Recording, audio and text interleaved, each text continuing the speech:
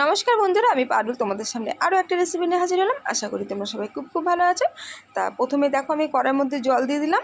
আর এই রেসিপিটা দুর্দান্ত একটা রেসিপি তোমাদের সাথে শেয়ার করছি, আর খুবই সামান্য উপকরণ দিয়ে। তা প্রথমে দেখো জলের মধ্যে আমি লবণ আর একটু হলুদ দিয়ে দিলাম, দিয়ে একটু জলটা ফুটতে দেবো।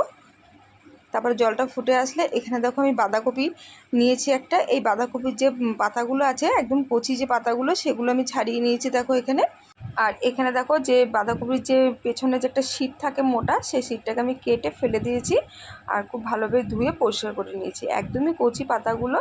তারপরে এখন এখানে দেখো আমি কড়াইয়ের মধ্যে যে লবণ আর হলুদ দিয়ে যে জলটা ফুটতে দিয়েছি, তার মধ্যে আমি বাঁধাকপির পাতাগুলো সব দিয়ে দেবো এর মধ্যে।